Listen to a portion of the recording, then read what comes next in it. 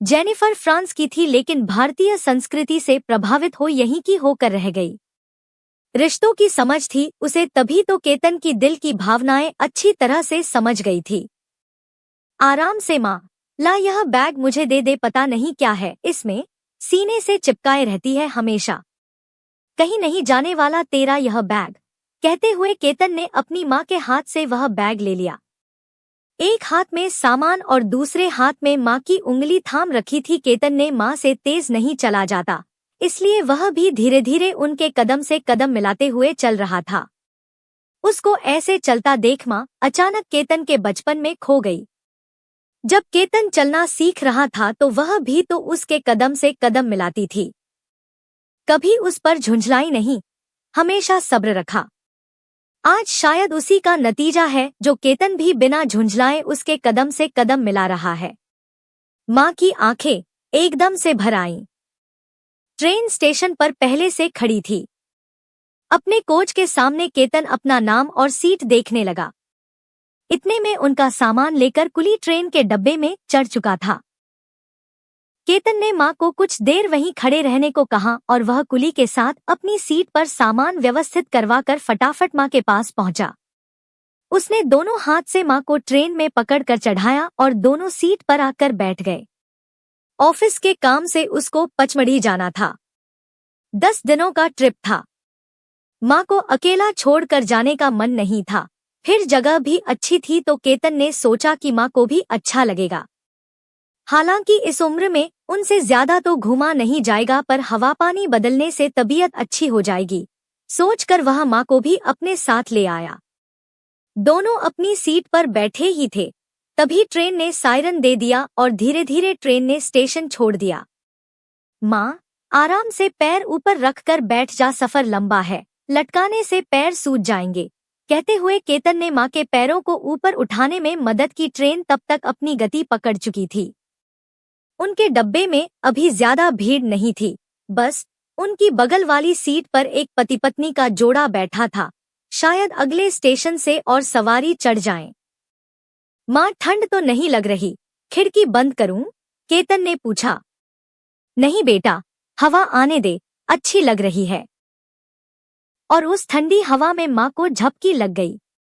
केतन खिड़की के सहारे सिर टिकाकर बैठ गया।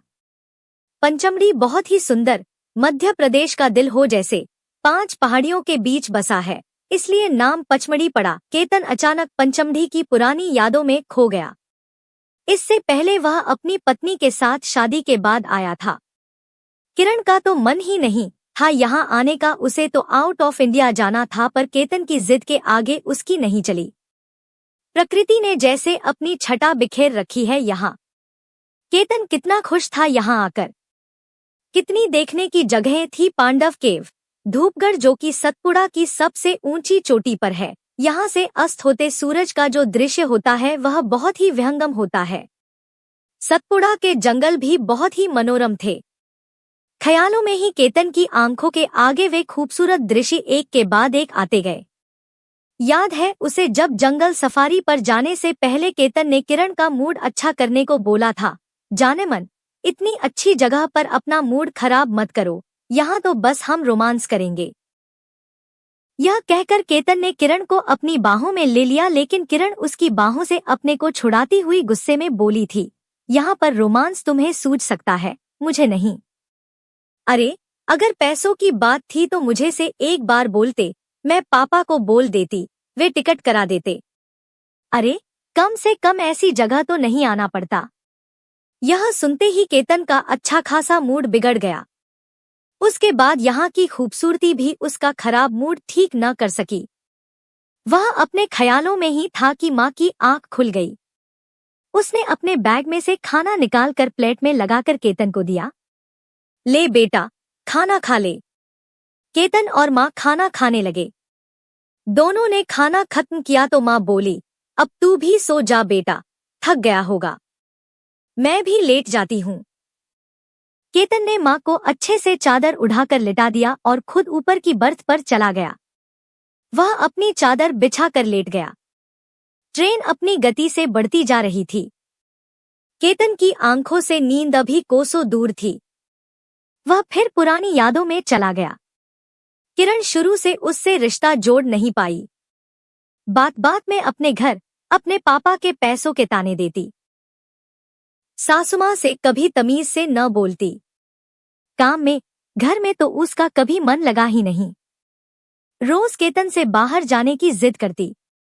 केतन और उसकी माँ ने उसके साथ समझौता करने की बहुत कोशिश की, पर वह तो समझौता करने को तैयार ही न थी।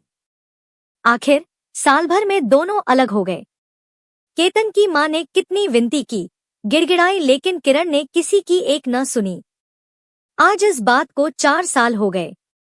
इस बीच उसकी माँ बोल बोल कर थक गई दूसरी शादी के लिए, पर केतन दोबारा चोट खाने को तैयार न था। सोचते सोचते उसकी आंख लग गई। अचानक आवाजों से उसकी आंख खुल गई। सुबह हो चुकी थी। लगता है कोई स्टेशन आया था। चाय वाले आवाज लगा रहे थे।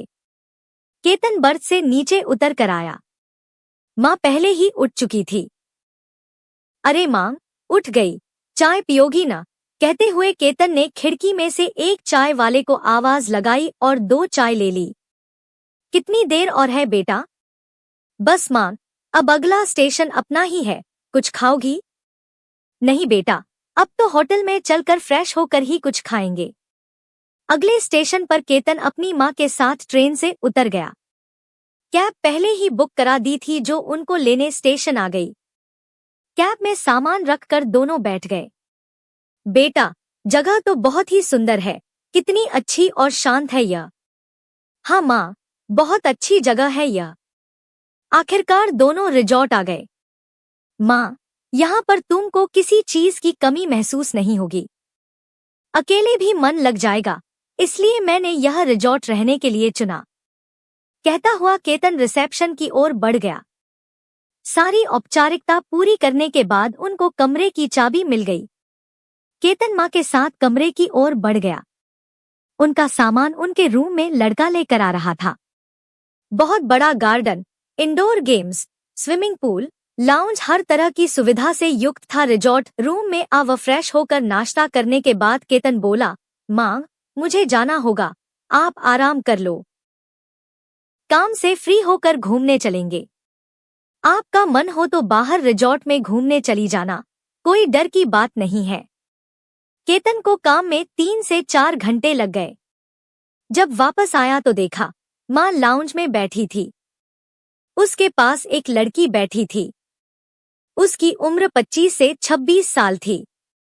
वह विदेशी लग रही थी, पर माँ को तो इंग्लिश आती नहीं। वह उसके पास कैसे बैठी है, असमंजस में वह माँ के पास आया। उसने माँ को प्रश्नसूचक नजरों से देखा। माँ उसके मन की बात समझ गई। बेटा, इसका नाम जेनिफर है। यह फ्रांस की रहने वाली है। साल भर पहले भारत घूमने आई थी। भारतीय संस्कृति से इतनी प्रभावित हुई कि यहीं बसने का निश्चय कर लिया। अब एक एनजीओ में काम करती है। केतन ने हेलो करना चाहा तो उसने हाथ जोड़कर नमस्ते किया। केतन को ऐसी आशा न थी। उसने सकपका कर नमस्ते में हाथ जोड़ लिए। फिर उसने उन दोनों से विदा ली। माँ से बातों में पता चला कि केतन के जाने के बाद वह थोड़ा घूमने बाहर आ गई। सोफे पर अकेली बैठी थी। प्यास लगने पर पानी लेने के लिए उठी तो एकदम से उठा नहीं गया। उस लड़की ने आकर माँ की मदद की, पानी लाकर दिया। शुरू में तो माँ झिझकी, लेकिन ताज्जुब हुआ जब वह हिंदी में बोली। पता नहीं क्यों बेटा, उससे मिलकर लगा जैसे पिछले जन्म का कोई रिश्ता हो। माँ को देखकर केतन को ऐसा लगा जैसे उससे मिलकर माँ बहुत खुश थी। उसके बाद केतन माँ को आसपास की जगह घुमाने ले गया। रात को कमरे में आकर दोनों सो गए। सुबह केतन फिर काम से चला गया। उस दिन भी जेनिफर और माँ की खूब बात हुई। माँ ने बताया, जेनिफर गरीबों और जरूरतमंदों की मदद के लिए हमेशा तैयार रहती है। उसने अपनी जमापूंजी का एक हिस्सा उनके कल्याण के लिए लगा दिया। यहाँ रिजॉर्ट में भी सब उसके हंसमुख, मिलनसार और विनम्र स्वभाव से बहुत प्रभावित हैं।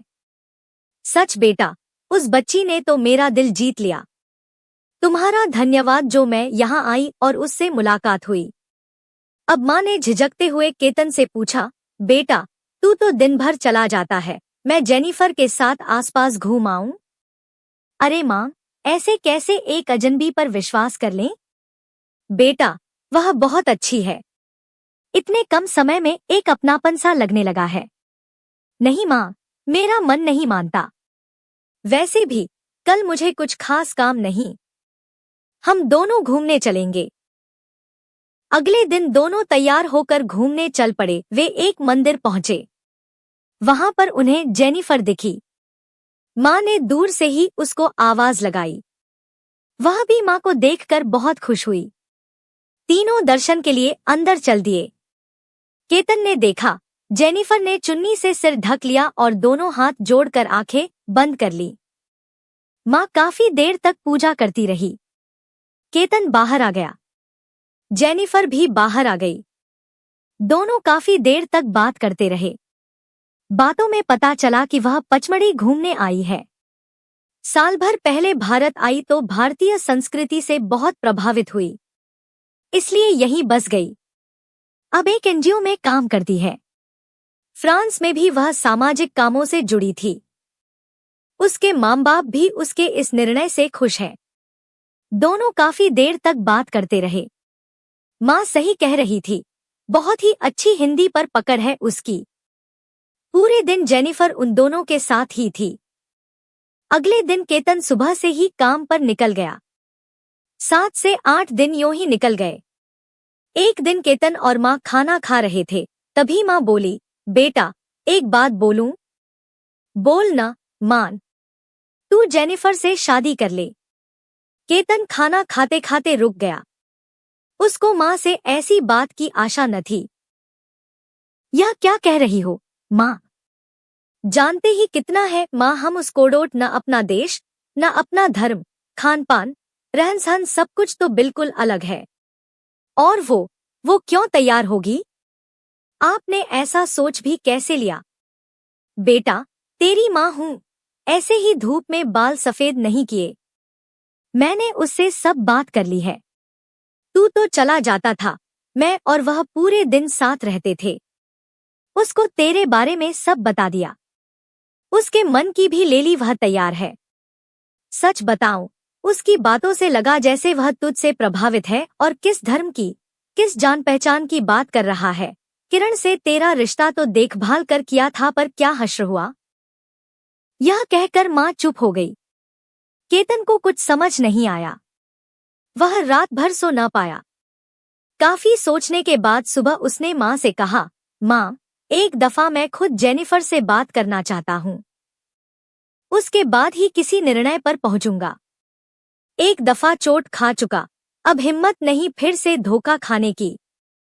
यह सब बोलते हुए केतन की आवाज भर्रा गई, जिसे देख माँ का कलेजा मुंह को आ गया। जब माँ ने जेनिफर को केतन के मन की शंका बताई तो जेनिफर केतन के साथ जाने को तैयार हो गई। केतन जेनिफर के साथ पैदल ही निकल गया। वैसे भी पचमढ़ी जैसी सुंदर और शांत जगह और सुहाने मौसम में टहलने का अलग ही मजा है। टहलते हुए वे दोनों एक कैफे में आ गए। वहां केतन ने जेनिफर से पूछ कॉफी और स्टार्टर्स का ऑर्डर दे दिया। केतन ने पूछा कि अगर उसे कुछ नॉनवेज मंगवाना हो तो बताए, लेकिन जेनिफर ने बताया कि भारत में वह शुद्ध शाकाहारी बन गई। केतन ने बातों में ज्यादा घुमाया फिराया नहीं, सीधे मुद्दे पर आता हुआ बोला, जेनिफर, कल माँ ने बताया कि उन्होंने तुमसे हमारे बारे में बात की। प्लीज माँ की बात का बुरा मत मानना। बहुत भोली है मेरी माँ, अपने बेटे यानी मुझसे बहुत प्यार करती है। बस इसलिए। केतन बोलते हुए थोड़ा रुक गया। जेनिफर बोली, अरे नहीं केतन, ऐसी कोई बात नहीं। सच कहूं, जब मुझे मालूम चला तुम्हारी पहली शादी के टूटने का, तो सच में बहुत दुख हुआ। सच कहूं, आश्चर्य भी हुआ, क्योंकि जहां तक मैंने सुना था, भारत में शादी 7 जन्मों का साथ होता है। पर जब माँ ने किरण के व्यवहार के बारे में विस्तार से बताया तब लगा शायद तुम दोनों एक दूसरे के लिए बने ही नहीं थे। केतन ध्यान से जेनिफर को सुन रहा था। जेनिफर एक गहरी सांस ले बोली, समझती हूँ केतन, सिर्फ रिश्ता नहीं टूटता, इंसान भी बहुत हद तक टूट जाता है। और जो रिश्ता तोड़ना चाहता है, दर्द उसे नहीं होता, जो निभाना चाहता है टूटता तो वह है। केतन को आश्चर्य हुआ, विदेशों में जहां रिश्ता टूटना कोई बड़ी बात नहीं, वहीं जेनिफर के ऐसे ख्याल। तब तक कॉफी का ऑर्डर आ गया था। दोनों कॉफी पीने लगे। केतन बोला, जेनिफर, बड़ी मुश्किल से वह सब भुला आगे बढ़ने की कोशिश कर रहा हूं। सच कहूं, अब हिम्मत नहीं फिर से दोबारा वह सब सहन करने की। फिर मैं तो संभल जाऊं, पर मां, वह तो टूट ही जाएगी। जेनिफर कॉफी खत्म करती हुए बोली, जानती हूं केतन, मां से बात हुई, वह भी तुम्हारे लिए बहुत दुखी है। यकीन मानो, मुझ पर विश्वास करो, मेरी तरफ से तुम्हें कोई शिकायत नहीं मिलेगी। भारत की संस्कृति से इसलिए भी प्रभावित हूं कि यहाँ शादी का मतलब 7 जन्मों का साथ होता है। मैंने अपने आसपास हमेशा देखा जहां लोग शादी को गंभीरता से लेते ही नहीं। सच कहूं, इसलिए शादी से विश्वास उठ गया था, पर इस देश में अभी ऐसे हालात नहीं हैं।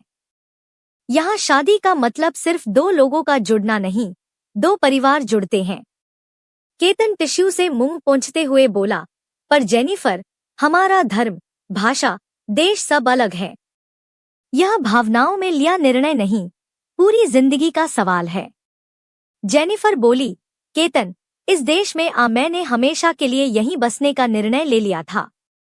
फिर तुम जैसा जीवन साथी मिल जाए तो यह तो जैसे ऊपर वाले ने मुझे एक मौका दिया अपने निर्णय को एक कदम आगे ले जाने का। मेरी तरफ से हाँ है, और यह कोई भावनाओं में लिया निर्णय नहीं, बहुत सोच समझ कर लिया निर्णय है।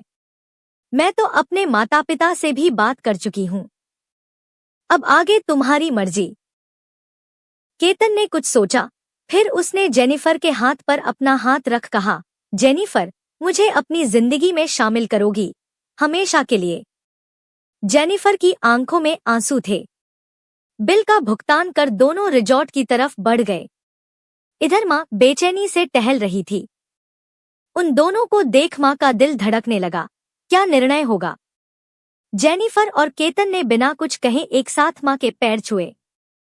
मां असमंजस में खड़ी थी तो केतन बोला, मां, अपने बेटे और होने वाली बहू को आशीर्वाद नहीं दोगी?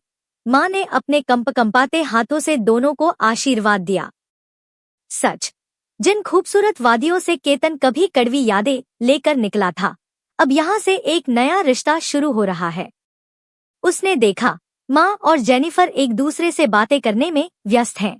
दोनों बहुत ही खुश भी लग रहे हैं। काफी समय बाद मां को इतना खुश देख केतन के चेहरे पर भी मुस्कान आ गई।